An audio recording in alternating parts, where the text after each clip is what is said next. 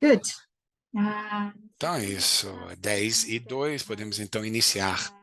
Mais uma vez, Welcome sejam again. bem-vindos. So Hoje today we are nós going vamos to analisar novos analyze dados reports que analyzed by foram TRIS, desenvolvidos e analisados TRIS com o and 3, com o its ICB, Center in que Wise, translation from English to é Portuguese, do from Instituto. Portuguese Vamos to ter tradução English, também and also para inglês e para translation from português. foreign. Eles They have looked at analisaram soy farms in the propriedades Amazon, produtoras de Southwest, soja na Amazônia e em outras Brazil, partes do Brasil and e tentaram targeted to entender understand seu the level of nível de conformidade biodiversity com o within Código the Florestal sites and Brasileiro, the implications como for também implicações para deforestation. conformidade com This is o what this webinar is about, in EUDR. case you were Então, é wondering. sobre isso, na verdade, We are going to start que with vamos here abordar nesse nosso a seminário few aqui, points. algumas questões First of all, administrativas. this Primeiramente, webinar esse is happening webinário ele in ocorre English em and inglês e Portuguese. português. Sendo assim, So we have temos good tradução translation and simultânea, interpretation thanks to our graças aos nossos interpreters intérpretes que here estão aqui with us. conosco. E To the hoje panel. nós teremos, então, três Firstly, we're pessoas going to diferentes. introduce our Primeiramente, two o André witnesses. Vasconcelos vai falar We're going to que hear from ele André é o Vasconcelos líder do first. engajamento He's global do the Global Trace, da Engagement Lead for Global Trace Canopy. Depois nós and vamos Global ouvir Canopy. o André Pereira Then we're going to hear Dias, from que é o André coordenador de Pereira Dias, geoprocessamento e who is monitoramento the ambiental coordinator for da Secretaria de geoprocessing and Estado environmental monitoring do Meio the Ambiente do environmental Estado do Mato department Grosso, no in Brasil. E, the state of Mato finalmente, Grosso in Brazil. temos a And Salima finally, we're going to Kepeneri, eu hear espero ter from Salima pronunciado o nome dela Kepener. I hope I said relativamente it correto, more or less right. que trabalha no Serviço Público Works Federal in the de Federal Saúde Public Pública Service na Health Bélgica. E, in Belgium. finalmente, And then teremos as finally, we're going nossas to have questions perguntas. and discussions in our webinar. Então, So antes de darmos início, nós before getting started, gostaríamos we de wanted fazer to uma have enquete bem a quick rápida para poll ter uma to ideia get an das pessoas aqui nesse understanding webinário. Então, eu vou of the ler a webinar. pergunta em So inglês I'm e gonna read the em question in English português, and tá? Só. Portuguese. It's Então, a basically ideia possible aqui answers. é, bom, avaliar So o the que two você acha que é mais questions that is, difícil para what os do you think are exportadores de soja easier brasileiros. A for primeira Brazilian opção é exporters? Option one, essa que a that's the soy soja that they export to que make eles exportam está deforestation. livre de Or de option two, desmatamento that's the soy e that que they a export to soja comply produzida está with em relevant conformidade com as national regulamentações regulations. nacionais relevantes. Em português, é, vai ser mais difícil, ou é mais difícil para os exportadores brasileiros de soja demonstrarem que a sua soja é, opção um, livre de desmatamento, ou opção 2, produzida em conformidade com regulamentos nacionais relevantes.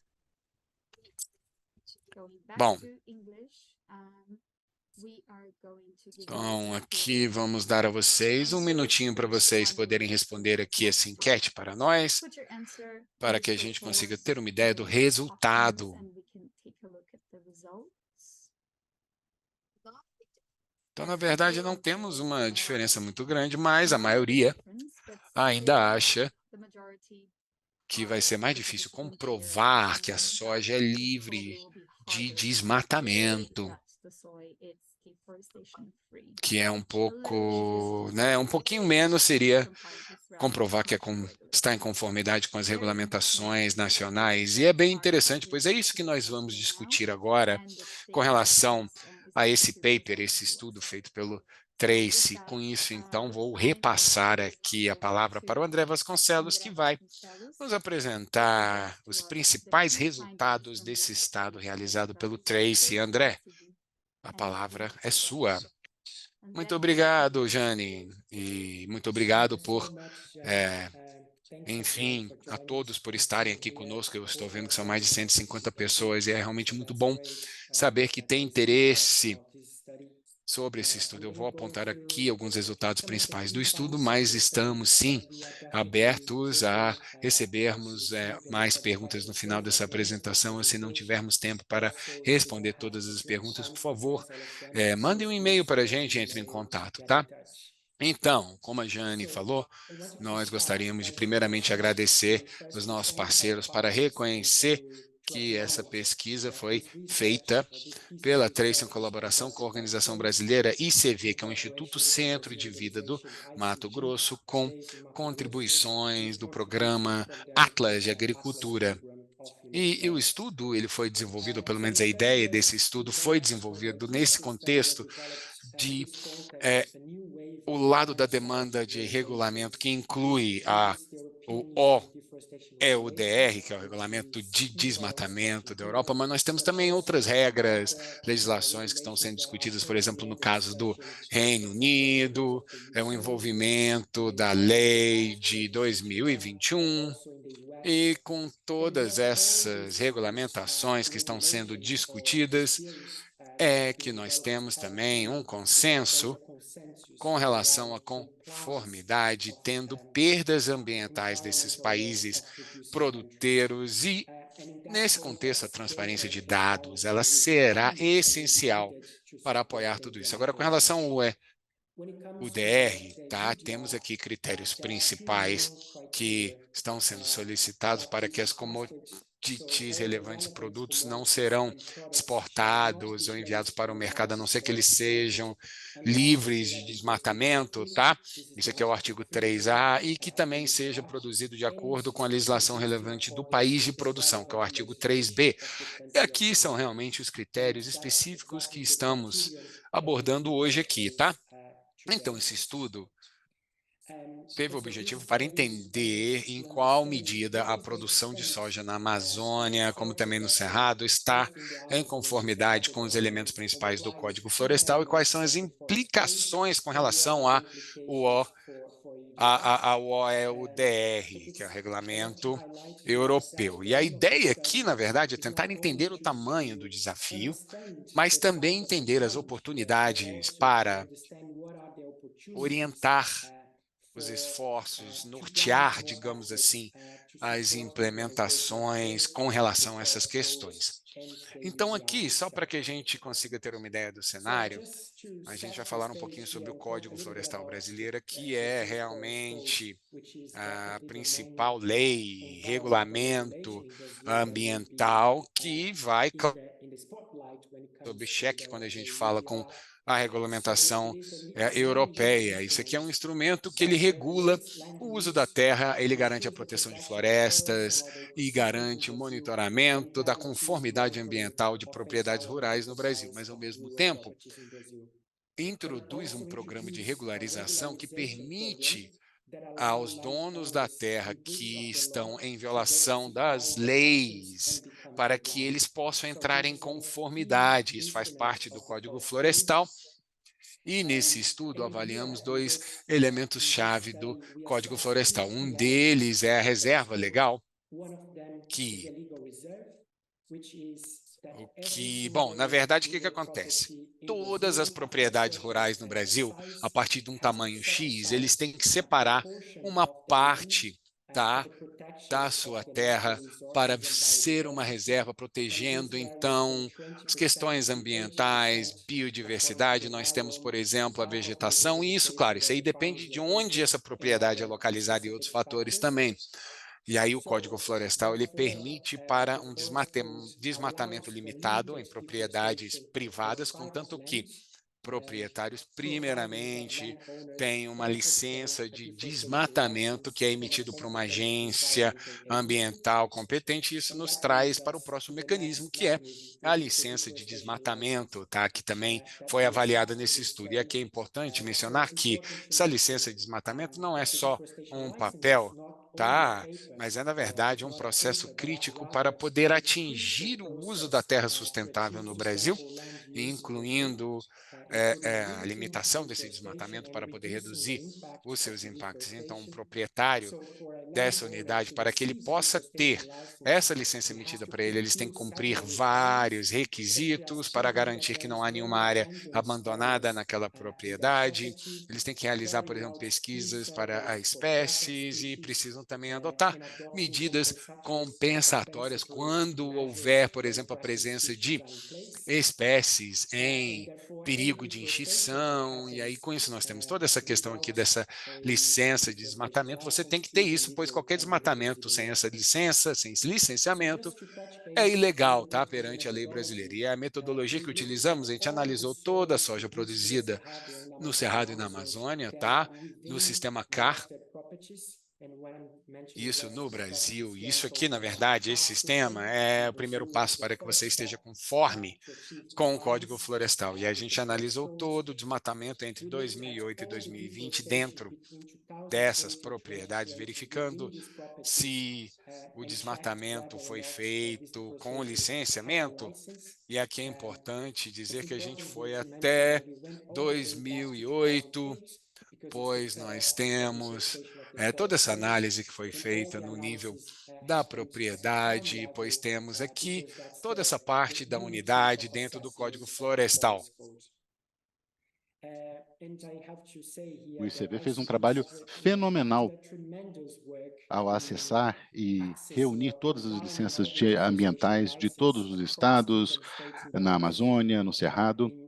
Isso se deu por meio do acesso das informações já disponíveis em bases públicas e também através de solicitações através da Lei Brasileira de Acesso à Informação. Então, dessa forma, foi possível acessar os bancos de dados de 9 estados. No relatório, que é um documento separado, que inclusive é dinâmico e explica as informações em cada uma disponíveis em cada um dos estados e quais informações que estão faltando em termos de informações sobre licenças de desmatamento. Também avaliamos as exigências de reserva legal de acordo com a metodologia da Axiom,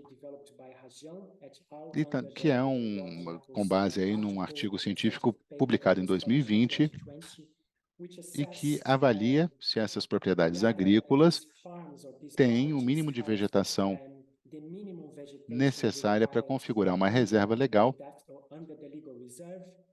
ou se há algum déficit. E aqui vale ressaltar que se a propriedade não atingir a vegetação mínima dentro do perímetro, isso não quer dizer que esteja em situação ilegal ou de irregularidade, porque o dono daquela propriedade pode reflorestar aquela área e voltar a uma situação de conformidade.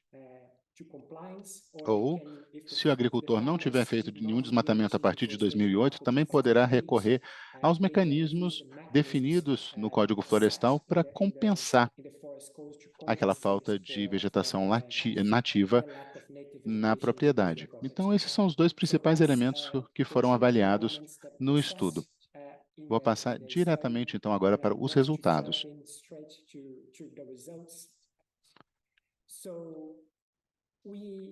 Nós identificamos 19 milhões de hectares de soja na Amazônia e no Cerrado em 2020. Então, esse é o universo do nosso estudo. E descobrimos que 16% desse solo foi cultivado ou produzido ou em locais com evidências fortes aí de não conformidade com o Código Florestal. São mais ou menos 3 milhões de hectares. Isso devido à falta de vegetação nativa dentro da propriedade, ou seja, pode ser que haja aí um possível déficit de reserva legal e também porque pode ter havido também desmatamento não autorizado. 26% provavelmente estava em cumprimento ou estava conforme, não conseguimos identificar nenhuma evidência de não conformidade, e 58% tem potencial risco de não conformidade, mas ainda são necessários mais dados para identificar se estão ou não em cumprimento. É importante a gente dividir também essa seção do meio em algumas outras subseções. 18% da soja foram produzidos em locais com evidências de desmatamento não autorizado. Então, acrescentamos esses 3, mais aqueles 16 que também tinham atividades não autorizadas, são 34% de toda a soja em 2020 que foi cultivada, em propriedades agrícolas sem que houvesse desmatamento autorizado nesse período. Enquanto que nos demais havia uma falta de vegetação nativa. E 40% da soja foi produzida em fazendas onde havia risco de não conformidade com os requisitos da reserva legal, porque havia uma falta de vegetação nativa, não havia suficiente vegetação nativa para atender às exigências da reserva legal. Mas, como eu disse antes, isso não quer dizer que a ação seja ilegal ou irregular, porque o produtor pode compensar essa vegetação nativa que está faltando em outras fazendas, mas ainda não temos dados disponíveis para verificar isso. Então, de acordo com o EUDR, existe o potencial de que 74% de toda a soja no Brasil esteja em risco de não cumprir com o EUDR e também com o Código Florestal, porque nós não temos os dados disponíveis para comprovar a conformidade. Isso acaba tendo uma série de consequências aí para o UDR, porque, como parte aí das exigências, os comerciantes vão precisar reunir evidências conclusivas de que aquelas commodities foram produzidas de acordo com as legislações em vigor nos países produtores, isso de acordo com o artigo 9.8. A gente vê, no entanto, que faltam dados publicamente disponíveis. Dessa forma, é difícil para os compradores, investidores e os mercados de consumidores verificarem e garantirem uma conformidade mais sustentada, principalmente no que diz respeito aos mecanismos de compensação, nos casos em que os produtores não desmataram depois de 2008. Então, faltam informações para ser utilizadas aí pelos mercados de consumidores, pelos compradores, para verificar esses mercados. Então, os compradores têm que entrar em contato individualmente com cada fornecedor e não tem como verificar em escala a questão da conformidade.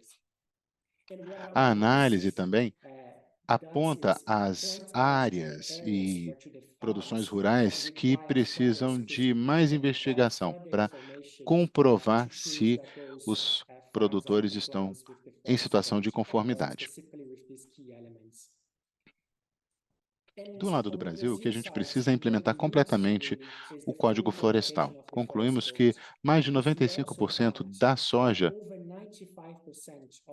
produzida na Amazônia e no Cerrado estava livre de desmatamento, ou seja, a soja foi produzida em áreas que não foram desmatadas entre 2015 e 2019. No entanto, de acordo com o DR, essa soja livre de desmatamento, cerca de 74% dela pode vir a ser afetada. Pode ser que não hajam informações para comprovar o cumprimento. Vimos que muitos problemas aí têm a ver com as questões de reserva legal e já temos soluções. Existem mecanismos que os produtores podem usar para fins de restauração. Então, precisamos garantir o acesso às informações para comprovar que os produtores estão, de fato, cumprindo a lei. E aí, podemos separar aqueles que cumprem o Código Florestal e aqueles que ainda não estão em conformidade. Aqui, então, é importante ressaltar a mensagem principal aqui do governo para o governo brasileiro. Ele precisa apoiar o setor da soja, implementando, fazendo valer o Código Florestal brasileiro, validando o CAR e depois tendo acesso a informações com base no CAR para saber quais os produtores já fazem parte aí do programa de regularização ambiental, para que os compradores de soja possam comprovar em escala que a soja está em situação de conformidade com o Código Florestal brasileiro. Em relação à União Europeia, os órgãos de aplicação da lei da Europa vão precisar processar muitas informações, um volume enorme de informações. São muitos datasets, muitas informações para verificar a conformidade, para comprovar que a soja está de acordo com as exigências. Então, ao focar os produtos que vêm de áreas de alto risco, podem aplicar a lei de forma maximizada aumentando a eficiência da alocação de recursos. Além disso, vale ressaltar que no EUDR vamos precisar ter um mecanismo de comparação, de benchmarking, para comparar regiões e países em relação aos seus riscos de desmatamento. É importante que esse sistema de comparação leve em conta não só o desmatamento, mas também a conformidade com as leis ambientais em nível nacional. Em alguns casos, vemos que há um alto risco de desmatamento, mas baixo risco de não cumprimento, ou vice-versa. Então, a União Europeia precisa dar esse apoio ao Brasil para fortalecer os mecanismos que já existem e para implementar o Código Florestal de fato, para que vocês não tenham que reinventar a roda. É uma questão de se engajar com o setor da soja brasileiro, com o governo brasileiro, para apoiar a implementação do Código Florestal e, dessa forma, garantir alinhamento com o EUDR. Há algumas últimas conclusões. Percebemos que há alto risco, há um risco maior de não cumprimento com os critérios da EUDR do que com os critérios de livre de desmatamento. Isso foi interessante. Só para colocar em contexto, o Código Florestal tem, sim, padrões bem altos de sustentabilidade para o uso do solo no Brasil. Já temos vários desses mecanismos em vigor, visando aí a deixar sustentável o uso da terra. Mas esses mecanismos precisam ser implementados na íntegra, precisam ser agilizados. E agora que o DR vai entrar em vigor nos próximos 12 meses, essa é uma excelente oportunidade, tanto para o Brasil quanto para a União Europeia, o setor da soja, trabalharem juntos, porque todos buscam o mesmo objetivo. Então, devem usar essa oportunidade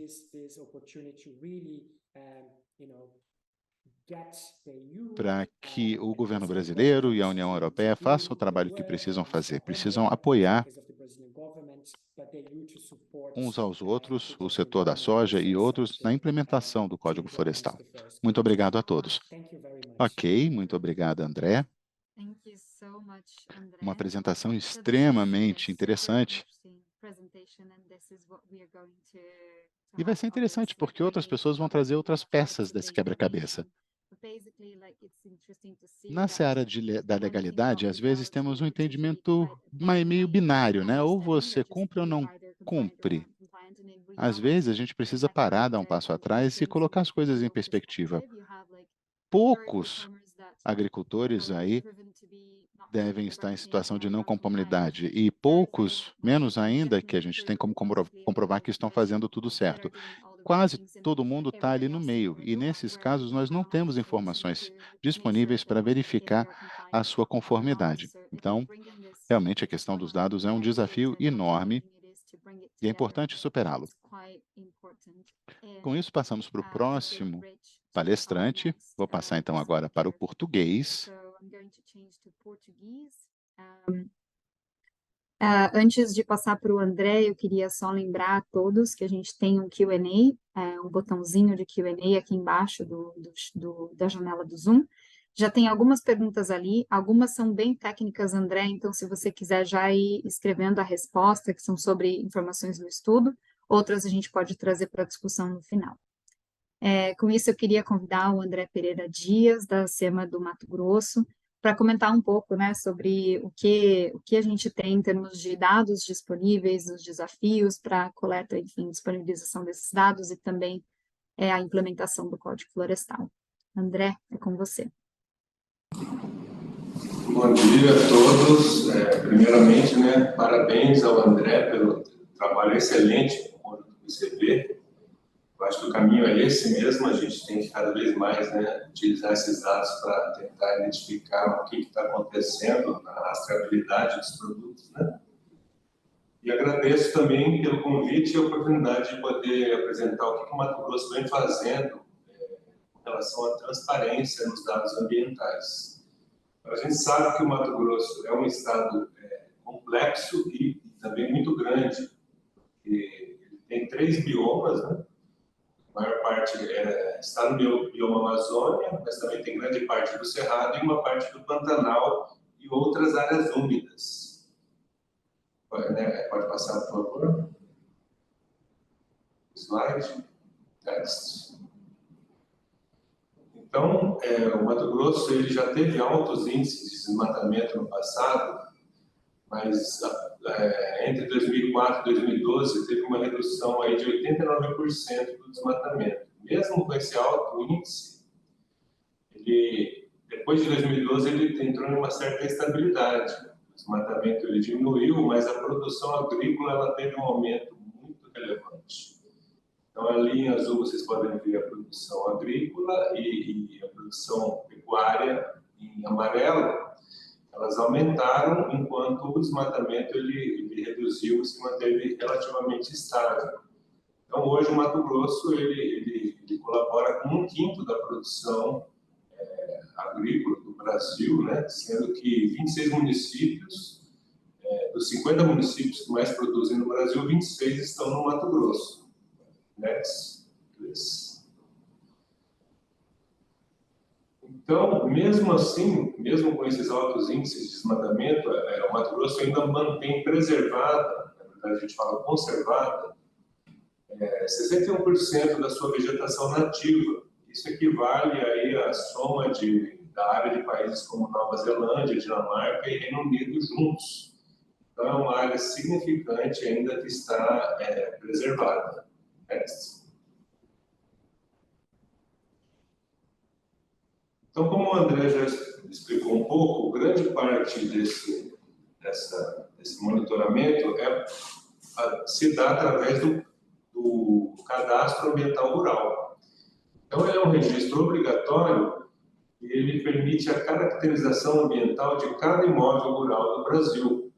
Então, ali a gente sabe onde está a área de reserva legal que é necessário deixar preservada ou conservada, onde estão as áreas de preservação permanente, por exemplo, para a proteção dos rios e de relevos, e onde está a área com uso agropecuário e outras áreas de interesse ecológico.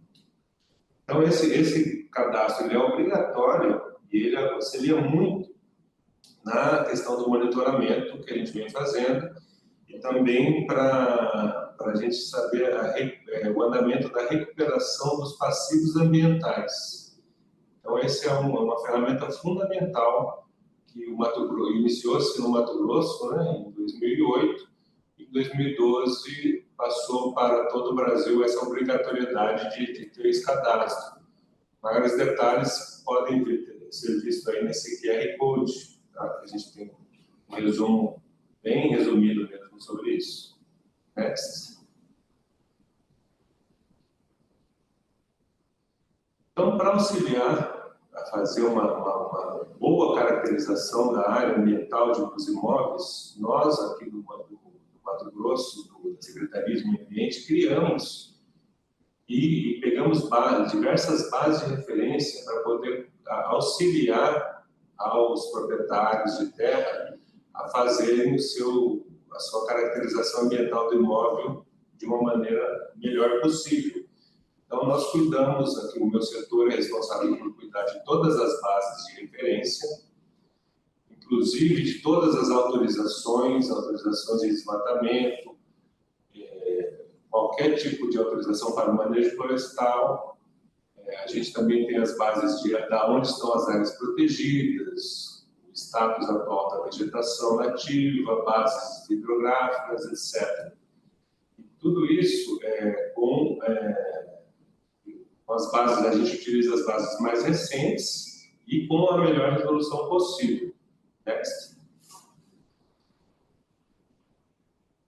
Então, todas as bases que nós produzimos, ela possui um metadado, o que é muito importante, porque a gente consegue saber qual é a fonte desse dado, quando ele foi atualizado, da onde veio o dado e quem criou, e qual é a metodologia da criação do dado.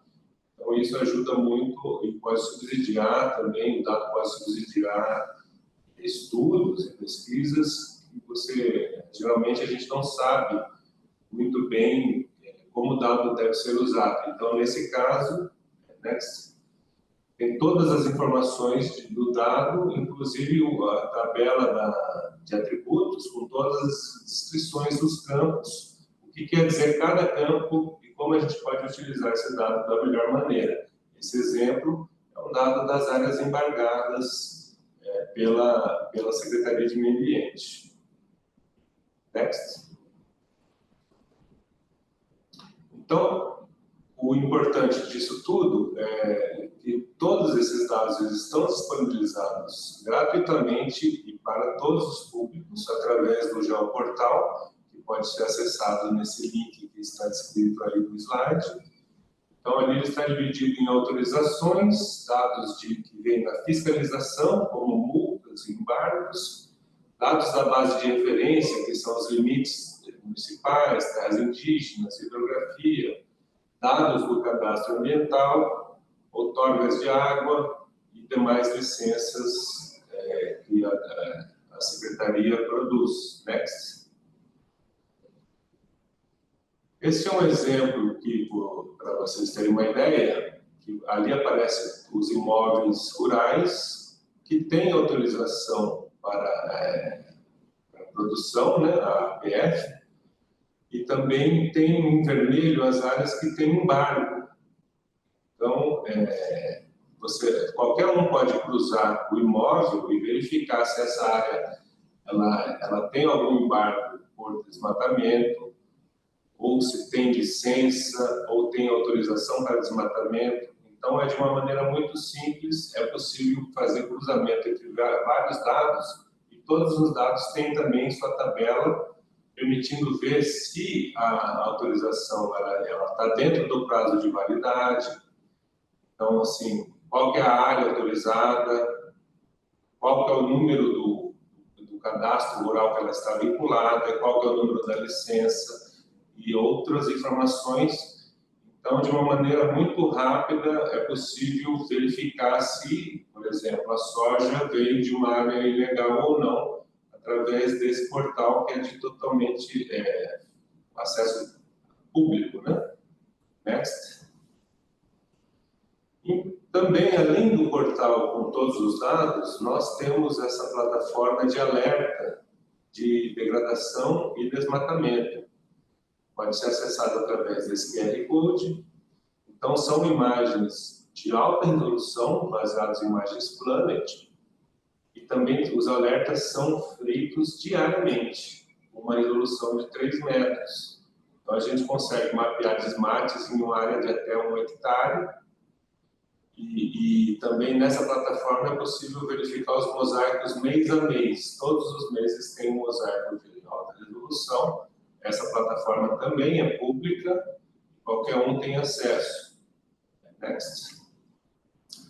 Isso veio com o recurso do Red Ear Movers, que é o programa REN do Mato Grosso, e através dela você pode verificar quantos tipos de classes de alertas, né? Então a gente dividiu desmatamento, degradação, cicatriz de queimada, tudo isso de uma forma dinâmica. Dentro dessa plataforma você também pode utilizar os dados do CAR, então todos os cadastros estão aí, é só ligar os layers, né, que você pode ligar e verificar aonde teve ocorrência de desmatamento, degradação ou fogo, se tem ou não licença, se foi uma área autorizada para desmatamento também vai aparecer no próximo slide, e uma imagem antes e depois do ocorrido.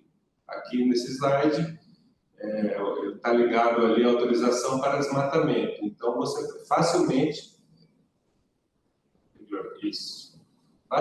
você pode verificar se essa área desmatada, quando ela foi desmatada e se ela possui autorização ou não. Se é por exemplo, um desmate ilegal ou não. Próximo, por favor. E, paralelamente, a gente está agora finalizando o desenvolvimento de uma outra plataforma que ela vai servir para a gestão desses alertas. Então, por exemplo, a gente tem vários alertas de diversas fontes, alertas do INPE, do Instituto de Pesquisas Espaciais Brasileiro, alertas do GLAD, do WRI, alertas do Amazon. Então, a gente tem uma gama de alertas, mas não adianta nada a gente ter milhares de alertas e não saber o que a gente está fazendo com isso. Então, essa plataforma ela veio no sentido de a gente aplicar uma inteligência espacial dentro de cada alerta. Então, a gente agrega todos os alertas segundo aquelas classes de área queimada, exploração seletiva, degradação e desmatamento. Tudo isso com imagens gratuitas, e essa plataforma é a própria SEMA que está desenvolvendo. Então, a gente vai poder ter a gestão efetiva do que aconteceu com cada alerta de desmatamento. Next. Então, essas são algumas dos sistemas de referência de alertas que a gente usa. Next. Então, a ideia é a gente pegar todos os alertas e cruzar com as nossas bases de referência. Então, a gente vai aplicar uma inteligência ao alerta. Então, a gente vai saber se o alerta é mais recente, se o alerta ele está em uma área protegida ou não. Então, isso vai permitir a gente trabalhar qual a demanda seria necessária para cada alerta. Como está aparecendo agora, todo alerta ele tem um e-mail automático. Todo alerta que chega, o proprietário já recebe um e-mail falando que a gente já verificou esse desmatamento. Ele pode receber, dependendo do tipo, da data, do tamanho, uma notificação remota.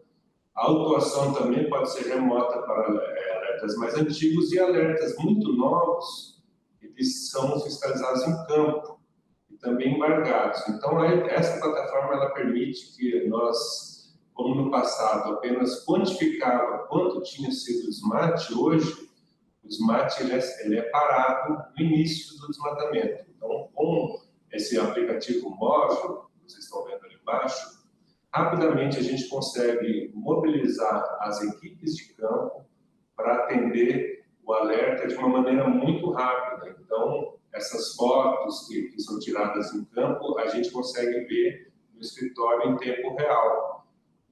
André, você tem um minuto. Do monitoramento de uma área que foi desmatada em maio, e o proprietário continuou usando. Então, a gente consegue monitorar isso de uma forma muito rápida e ele está descumprindo o embargo. Então, no caso aí, se tiver uma plantação, por exemplo, de soja, ela está vindo de uma área ilegal. Next. Então, por fim, com essa metodologia criada pela equipe da fiscalização, nós conseguimos, mesmo nos últimos 4 anos, estabilizar o desmatamento, mesmo sem as forças federais que foram imobilizadas, né? Então, o Mato Grosso ele conseguiu manter uma estabilidade nos desmatamentos, porém, aumentou relevantemente os autos de infração, o número de áreas embargadas e o valor de multas aplicadas.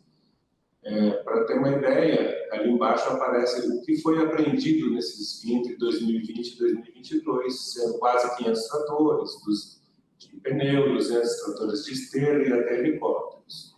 Então, no nível nacional, nós atendemos pela plataforma do MapBiomas Alerta, o monitor da fiscalização, a gente conseguiu atender 62% de todos os alertas existentes, que tem autorizações, se foi embargado ou não, foi multado.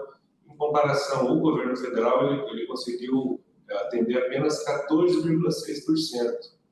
E o último relatório do MapBiomas mostra que em 2021 e 2022 esse número já subiu para próximo aí de 75%. Então, é um atendimento de quase todos os alertas de desmatamento do Estado. Pode passar. Aí, só para falar que nesses 2 anos foi emitido em multa quase 1 bilhão de dólares em multas, além das apreensões. Né? Então, por fim, eu queria deixar, assim, falar que a importância, né, dos dados de transparência é fundamental, principalmente para a credibilidade, né, do órgão. Então, é sempre melhor a gente usar um dado oficial e de qualidade. Então, ele é um requisito básico para os tomadores de decisão, para poder tomar uma decisão baseada em dados bem fundamentados e com boa escala, né? Isso ajuda muito também no monitoramento e pode subsidiar plataformas específicas para a verificação de conformidade e rastreabilidade da produção, tanto de grãos como de madeira. Então, nós estamos focando na melhoria contínua desses dados e compartilhando isso de maneira amplamente aberta para todos. Agradeço. Obrigada, André. Excelente. E muito interessante entender como essa história vai se combinando aqui, né? A gente começa com a dificuldade em compilar dados e entender como eles identificam conformidade do ponto de vista do Estado, como agir sobre esses dados e, inclusive, fazer o monitoramento. Eu vou mudar para o inglês agora, a gente tem mais uma... Bom, agora temos mais uma pessoa que vai apresentar hoje. Vou passar, então, a palavra para Salima Caponé, da Saúde Pública FPS da Bélgica. E ela vai falar um pouco sobre as questões que os órgãos regulatórios e os compradores vão ter que enfrentar aí em termos regulatórios mesmo. É a última apresentação antes da sessão de perguntas e respostas. A gente já tem uma lista aqui. Vamos ver quantas perguntas vamos conseguir fazer aí no final da sessão. Mas antes disso, a apresentação da Salima. Ok. Bom dia, boa tarde ou boa noite para todos. Obrigada pela oportunidade de estar aqui conversando com vocês sobre esse tema tão importante. Eu não sei se tenho respostas muito concretas aí às perguntas que você fez. Na realidade, eu vou passar para vocês a perspectiva de um Estado-membro da União Europeia. Então, vou começar me apresentando e falando do que eu faço. Eu trabalho no Serviço Público Federal, que é o Ministério Federal dedicado ao meio ambiente na Bélgica. Trabalho num departamento chamado Biodiversidade e Governança. É importante lembrar que nós não somos a unidade responsável pela implementação do EUDR, muito embora trabalhemos em estreita colaboração com esses colegas que fazem parte também do mesmo ministério. Eu faço parte da parceria de Amsterdã até o final desse ano. É uma parceria voluntária envolvendo 10 países, 8 da União Europeia, mais a Noruega e a Suécia. Então, são uma série de exigências em relação a commodities e produtos livres de desmatamento e conversão já existe desde 2017. É uma plataforma de diálogo e cooperação entre atores e entre países relacionada aos principais commodities agrícolas relacionados ao desmatamento. A preocupação inicial da parceria era o desmatamento, mas não se limita ao UDR. Acabou que essa perspectiva se ampliou e passou a incluir também a sustentabilidade. Eu tenho muito interesse também em biodiversidade. Como presidentes da ADB, nós queremos priorizar também a inclusão dos pequenos produtores, meios de vida, porque sabemos que são questões muito prementes em todos os países, incluindo no Brasil. Passando então para o tema da apresentação de hoje, eu achei interessante no relatório da Trace que a ilegalidade ou a não conformidade com as regras nacionais é um problemão. E isso é interessante, porque grande parte do foco do EUDR são os critérios livres de desmatamento, né, como a gente viu lá no início do webinário. A gente viu que são essas as regras mais difíceis de cumprir. Bom, talvez não sejam as mais difíceis, mas do nosso ponto de vista, podemos dizer que os critérios de legalidade são um objetivo que nós compartilhamos, temos em comum com o Brasil e outros países. E quando eu falo de nós, falo também da União Europeia, perdão, do Reino Unido, que também tem uma lei de desmatamento que inclui esses critérios de legalidade. Isso quer dizer o quê? Quer dizer que é importante termos colaboração entre todos os órgãos competentes de todos os países envolvidos nessa relação comercial. Isso é essencial. Sabemos que o EUDR vai ser difícil, mas toda essa atenção que essas e outras regras do lado da demanda vêm recebendo, e também os esforços para atender às exigências dessas legislações também ajudam no cumprimento da legislação nacional dos países produtores, nesse caso aqui, o Brasil. Eu concordo e acho que, de fato, precisamos colaborar. Então, estamos nos preparando, temos muito trabalho pela frente antes da implementação e da fase de aplicação. Parte dos nossos esforços visam aí responder perguntas suscitadas pelos atores envolvidos. São vários atores, né? A gente está falando de soja aqui no webinário, mas há, na realidade, vários outros commodities que variam muito, dependendo da região ou do contexto de cada local. Então, vale a pena esclarecer os pontos da legislação que precisam ser interpretadas um pouco melhor. Isso vai levar um tempo, mas temos a dedicação de vários colegas a essa causa, junto com outros colegas de outros departamentos também. Então, nesse contexto, todas as perguntas recebidas das partes interessadas, de governos de outros países, serão recebidas e respondidas. Também precisamos entender melhor a nossa cadeia de valor e o risco de não conformidade. Os estudos que já temos são muito úteis nesse sentido, mas vale lembrar que não se trata, não se aplica apenas às commodities importadas na União Europeia. Essas obrigações também se aplicam aos produtores europeus. Há um estudo que esclarece aí a cadeia de valor, que ajuda. Realmente precisamos aumentar aí os conhecimentos que os governos e atores trocam, porque a gente sabe que as capacidades e o tempo são recursos limitados.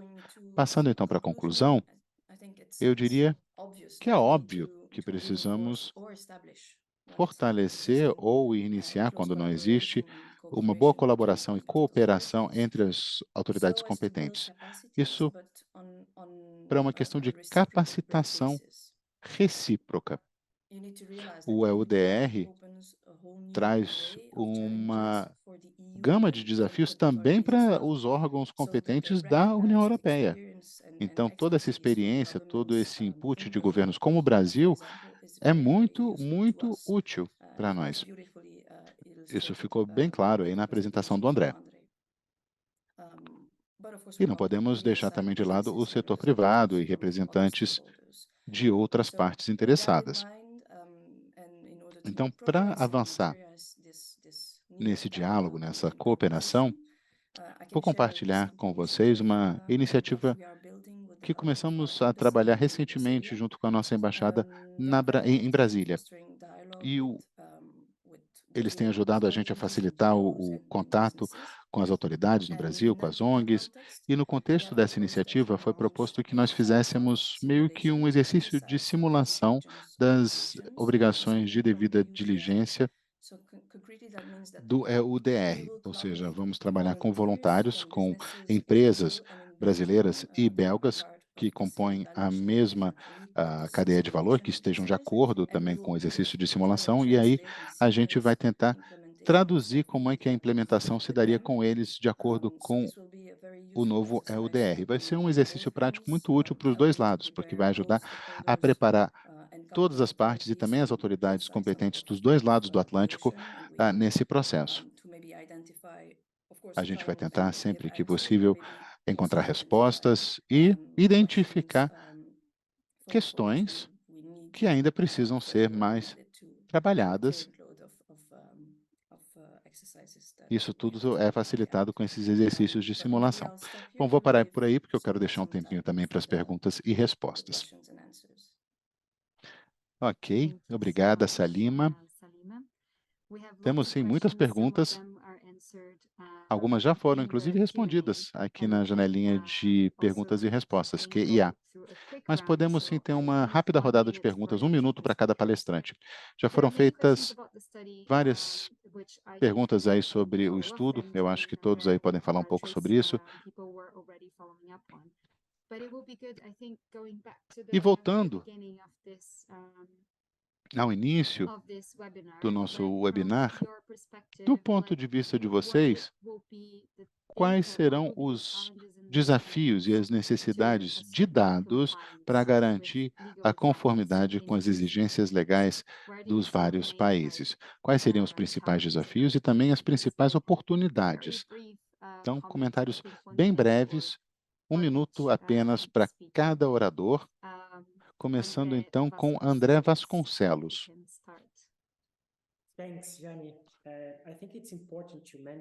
Olha, eu acho que é importante lembrar que aqui no Brasil ainda há algumas lacunas de dados, de transparência desses dados, mas apesar disso, o Brasil ainda está muito à frente de vários outros países produtores.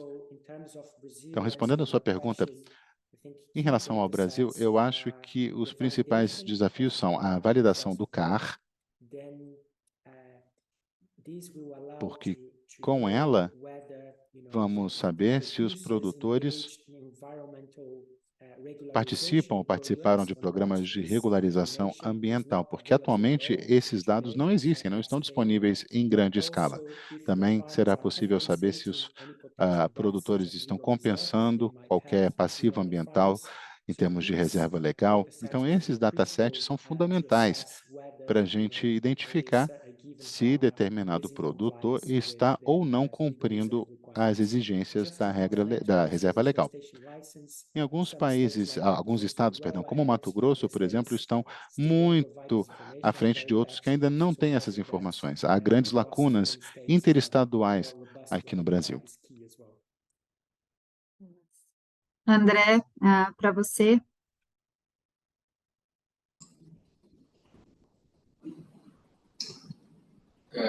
Exatamente o que o André, o Xará falou. O Mato Grosso, ele por ser o principal assim, estado que começou como carne, ele está um pouco à frente sim, de outros estados. Então, nós temos dados, mas a maioria dos estados não tem essa transparência que nós conseguimos ter hoje. Então, eu tinha que ter um esforço, né, para poder capacitar esses outros estados também para chegar nesse ponto de monitoramento. E outro ponto importante é a valorização daqueles produtores que preservam e produzem conforme a lei, né? Recuperam suas áreas, seus passivos, que a gente vê isso, tem muita falta disso, de apoio para esses que estão produzindo corretamente, enquanto a gente vê que quem desmata ou produz de uma forma ilegal, eles têm uma série de benefícios e anistias legais no Brasil. Então, essa parte também legal deve ser revista, priorizando aquele que produz corretamente e não o produz ilegalmente. Super. Salima, a sua opinião? Olha,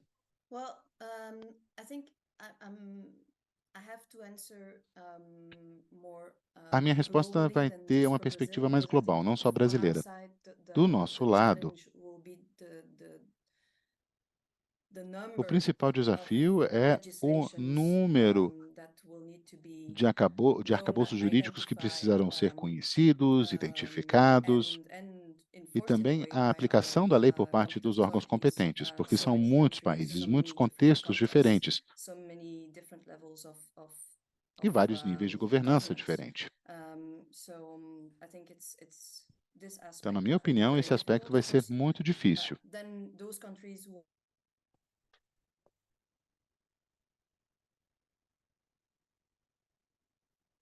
Olha, me parece que a Salima travou. Eu acho que talvez ela tenha desconectado.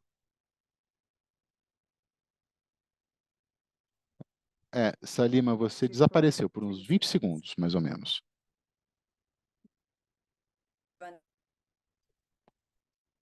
Bom, mas você também só tem mais 20 segundos aí para concluir, mas a gente perdeu aí então o seu áudio por alguns segundinhos. Você está nos ouvindo, Salima? Você nos ouve? Bom, eu vou precisar encerrar. Então, muito obrigada a todos pela participação. Como eu disse, esse webinar vai estar disponível no YouTube em breve, tanto em português quanto em inglês. Gostaria mais uma vez de agradecer ao André Vasconcelos, Salima Kempenaeri e André Pereira pelos seus insights e por terem participado dessa discussão tão interessante. Sem dúvida, ela vai continuar. Antes de encerrarmos, peço que vocês preencham aí a pesquisa de opinião que vai aparecer para vocês depois do webinar. O feedback de vocês é fundamental para a gente melhorar cada vez mais os webinars futuros. Muito obrigada mais uma vez a todas e todos e desejo-lhes todos um bom dia.